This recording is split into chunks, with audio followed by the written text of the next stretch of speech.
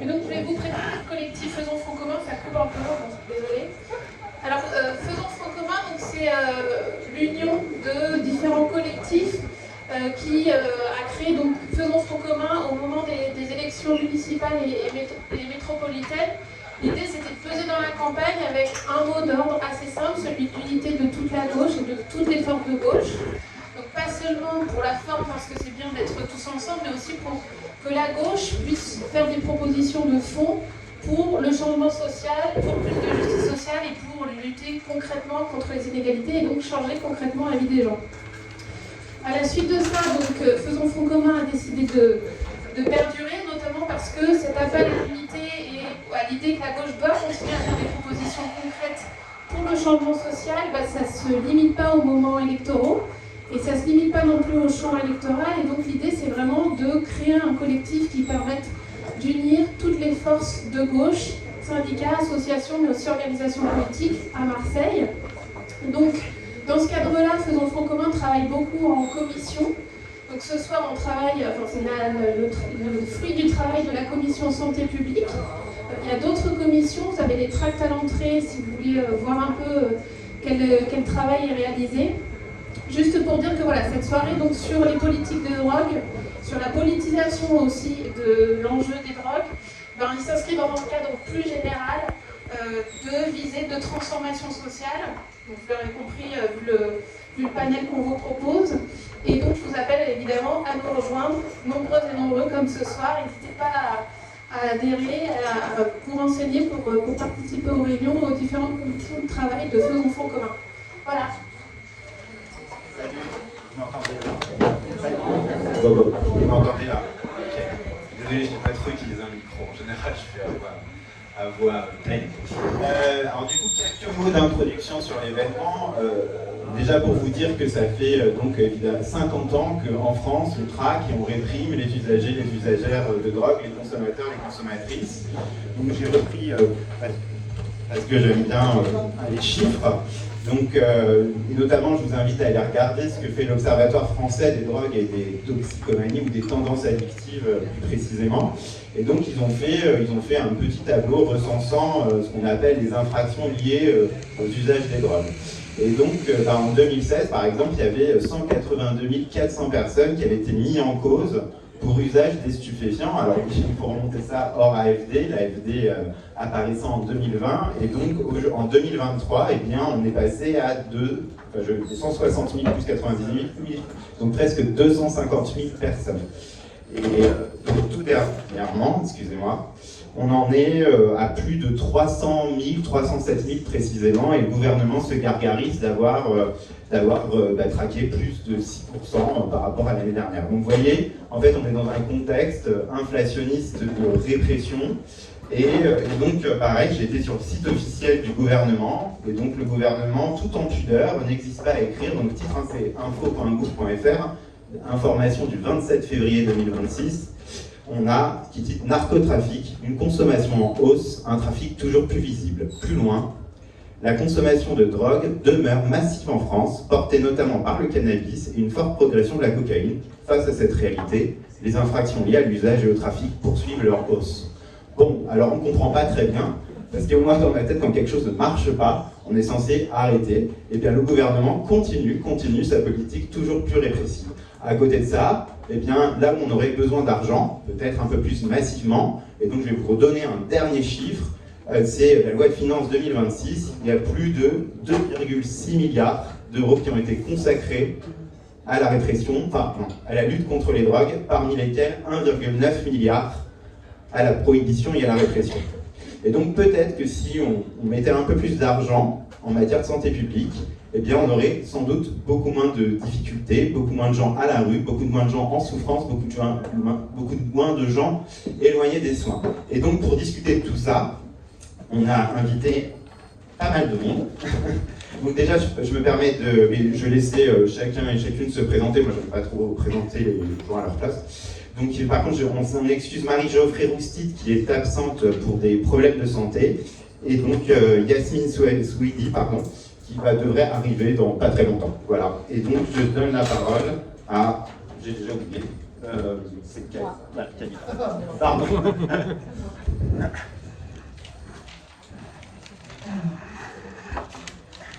Bonjour et merci pour cette invitation. Alors moi, quand j'ai demandé sur quoi est-ce que je devais intervenir, on m'a parlé de recherche, parlé de mes recherches. J'étais un peu soulagée parce que là, je suis en train de faire le tour des contacts avec mon bouquin. Ça commence un peu à faire beaucoup parler de mon bouquin. Donc du coup, je viens un peu comme un cheveu sur la soupe, vous dire un peu comment la réduction des risques, elle a tout faux en matière de quartiers populaires, en matière d'habitants racisés. Et du coup, mettre en débat avec vous cette question-là. Donc je suis Khadija Sarawi Chapuis. Je suis directrice d'une association dans le 13e arrondissement, dans les quartiers nord de Marseille. Par ailleurs, j'ai soutenu une thèse sur les acteurs des réseaux de revente de stupéfiants.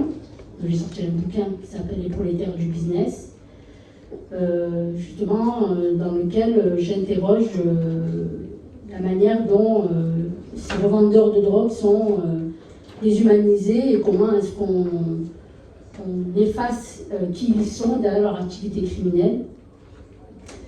Et je suis par ailleurs secrétaire générale de l'association BPM, donc anciennement Bus 3132. Et donc je crois que c'est tout pour les présentations, je fais d'autres choses, mais... Alors, donc, ça peut être évident, ce micro là. Donc c'est surtout le président qui... Alors donc, je souhaiterais proposer une réflexion critique sur les frontières qui structurent encore aujourd'hui le champ de la RDR. Cette réflexion part d'un constat simple.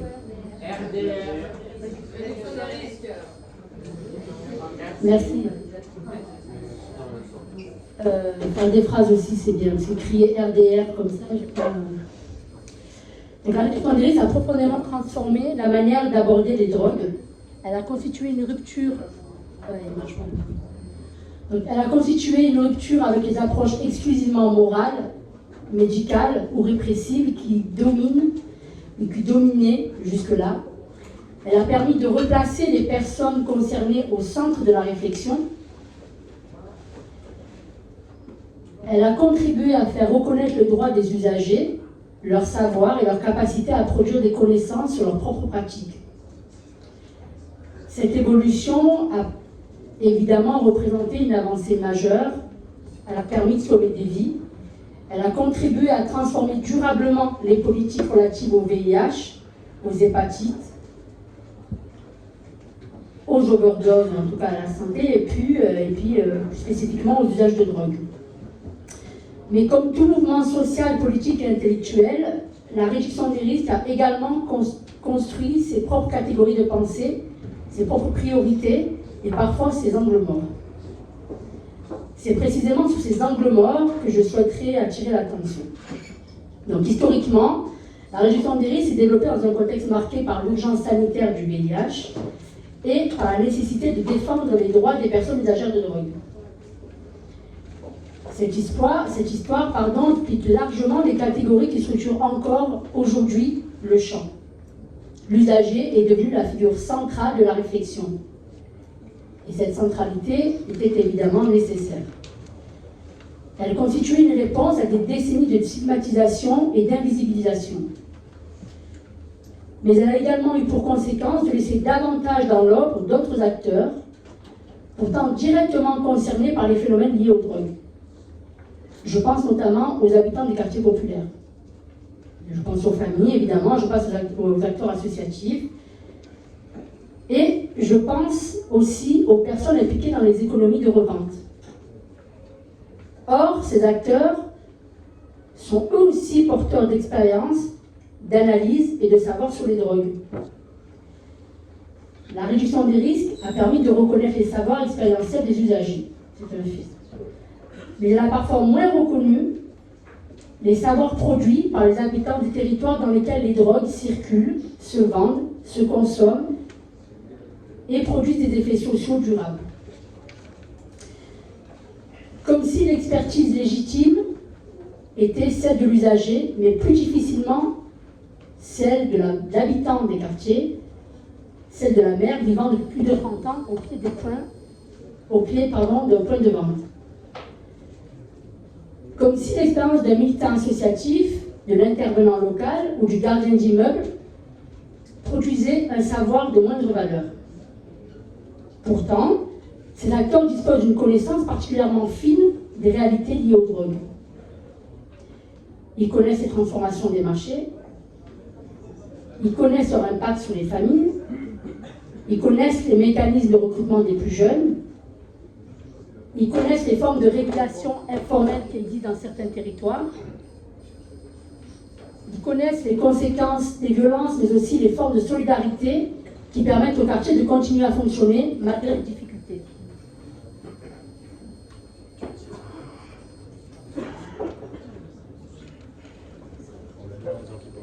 Ah. Il faut changer complètement. Ah, ok.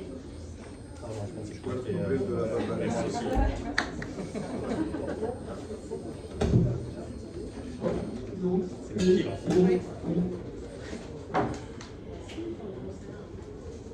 Donc ces savoirs demeurent... attendez, excusez-moi. Donc ces savoirs demeurent pourtant relativement peu visibles dans le champ de la réduction des risques. Cette situation conduit à interroger une question plus fondamentale. Qui produit les savoirs considérés comme légitimes pour penser les drogues? Qui définit les problèmes? Qui définit les risques? Qui définit les priorités? Dans de nombreux quartiers populaires, les habitants ne séparent pas les enjeux liés aux drogues des autres dimensions de leur existence. Les questions de santé, de logement, de mal-logement, d'emploi, de discrimination, de racisme, de mobilité, de relations avec des institutions ou d'accès aux droits sont vécues comme profondément imbriquées.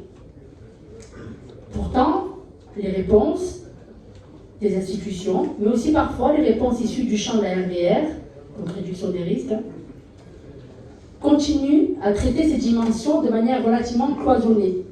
Et cette fragmentation produit des angles morts. Elle limite notre compréhension des phénomènes observés. Elle nous conduit parfois à analyser les usages sans analyser les territoires.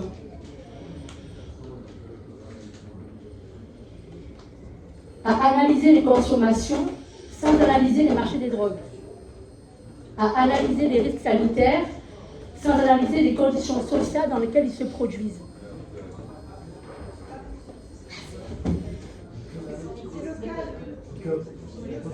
Oui, c'est le cas, ouais.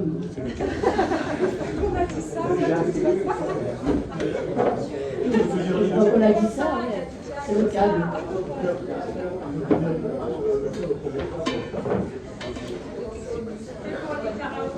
Ouais, c'est ça.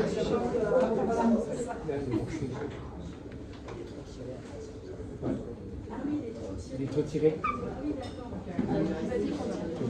Donc je pense que cette question est particulièrement importante, et notamment à Marseille. Les quartiers nord ont été traversés par plusieurs décennies de transformations sociales, économiques et sanitaires. Ils ont connu évidemment l'épidémie du VIH, ils ont connu les transformations des marchés des drogues, ils ont connu la précarisation économique, ils ont connu les discriminations territoriales, ils ont connu la stimulation médiatique.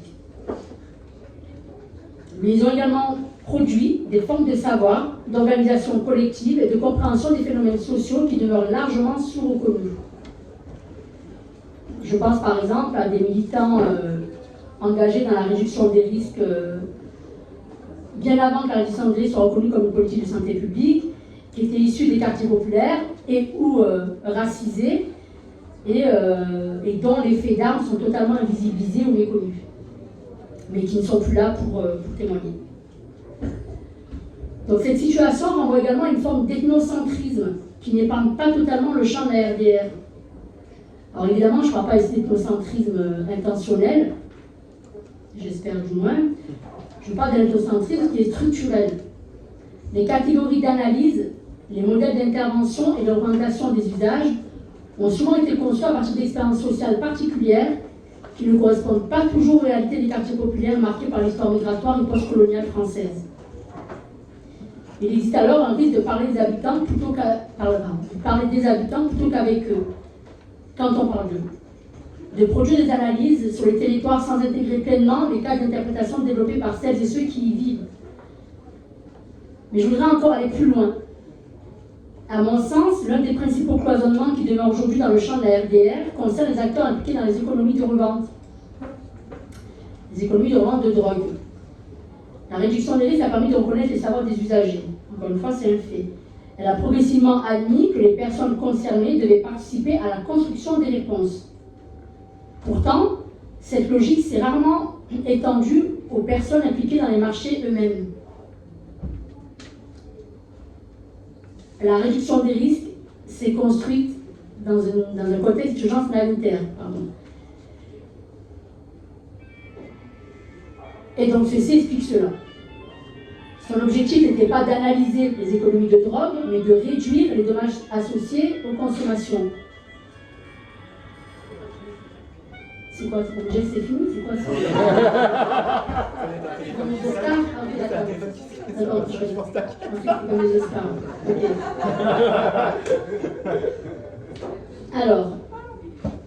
Alors, cependant, cette histoire a contribué à instaurer une forme de séparation entre le monde des usages et le monde de la revente. Comme si les deux pouvaient être pensés indépendamment l'un de l'autre. Or, dans de nombreux territoires, notamment dans les quartiers populaires, dans les cités, usage, revente, trajectoire sociale, économie informelle et conditions de vie sont profondément imbriquées. Les personnes impliquées dans les économies de revente sont généralement absentes des espaces de réflexion. Elles sont absentes des colloques, elles sont absentes des débats, elles sont absentes de réflexion sur la légalisation. Elles sont absentes des dispositifs participatifs. Leur parole est rarement sollicitée, autrement que sur l'angle policier ou judiciaire. Ce que j'explique ici, c'est qu'il s'agit simplement de reconnaître qu'il est difficile de comprendre de manière concrète un phénomène social sans chercher à comprendre les acteurs qui y participent. Cette question apparaît de manière particulièrement frappante dans les débats sur la légalisation du cannabis. Depuis quelques années, ces débats mobilisent des médecins, des juristes, des économistes, des policiers, des chercheurs, des responsables politiques, des associatifs, parfois des usagers, mais très rarement les habitants des territoires les plus concernés. Et jamais les personnes impliquées dans les économies que cette réforme prétendrait transformer. Cette absence s'interroge évidemment. Comment penser la transformation d'un marché sans entendre ceux qui en vivent, ceux qui le subissent, et ceux qui en assurent aujourd'hui le fonctionnement? Comment réfléchir aux effets de la prohibition sans intégrer l'ensemble des acteurs qui en font l'expérience quotidienne?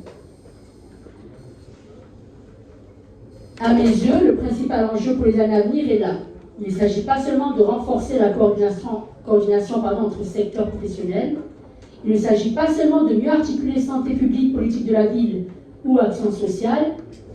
Il s'agit d'élargir le périmètre des savoirs que nous reconnaissons comme légitimes.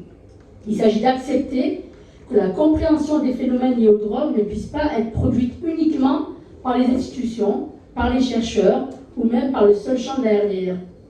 Les habitants, les familles, les acteurs associatifs, mais aussi les personnes impliquées dans les activités de revente, produisent chacun des connaissances situées sur ces réalités. Le véritable décloisonnement consiste probablement à créer les conditions permettant à ces différents savoirs de se rencontrer. C'est à cette condition que nous pourrons construire une compréhension plus complète des phénomènes liés aux drogues et élaborer des réponses mieux adaptées aux réalités du territoire. Pour conclure, donc il me semble nécessaire de rappeler un paradoxe. L'usage de drogue et le revendeur relèvent du même régime prohibitionniste, celui institué par la loi du 31 décembre 1970.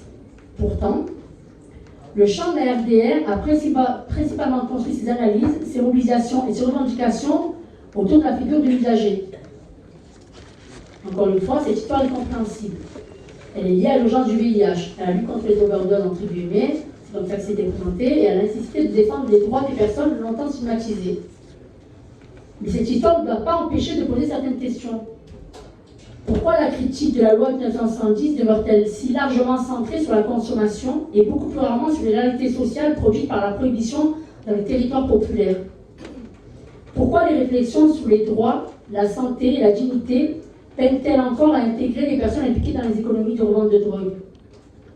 Pourquoi les débats sur les drogues continuent-ils si souvent à dissocier les usagers, les usages des marchés, les consommateurs des revendeurs, les questions sanitaires, les questions sociales et territoriales?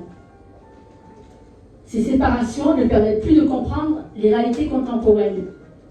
Dans de nombreux quartiers populaires, les marchés de drogue ne peuvent être analysés indépendamment des inégalités sociales, des discriminations, des trajectoires migratoires, des héritages coloniaux, des formes de relégation urbaine et des rapports historiquement construits avec les institutions. Les personnes impliquées dans ces économies ne surgissent pas en dehors du social. Elles sont produites par une histoire, par des rapports de pouvoir, par des conditions matérielles d'existence, par des configurations territoriales particulières. Les laisser en dehors de la réflexion revient à laisser en dehors de l'analyse une partie du phénomène lui-même. C'est pourquoi le décloisonnement auquel j'appelle ne concerne pas uniquement les acteurs du boulet dispositif.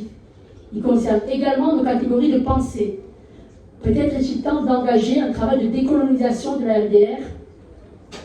Décoloniser la réduction des risques, ce serait accepter de déplacer le regard. Ce serait reconnaître que les savoirs pertinents sur les drogues ne sont pas uniquement produits à partir de l'expérience de l'usage. Ce serait prendre au sérieux les savoirs produits dans les quartiers populaires par les habitants, les familles, les acteurs associatifs, mais aussi par celles et ceux qui participent aux économies des drogues. Ce serait enfin accepter que la compréhension des phénomènes liés aux drogues passe par une analyse des rapports de domination qui les traversent, rapports de classe, rapports de race, héritages coloniaux, inégalités territoriales et formes contemporaines de relégation. Autrement dit, il ne s'agit pas seulement de décloisonner les pratiques de la réduction des risques, il s'agit de décloisonner son imaginaire politique. Merci.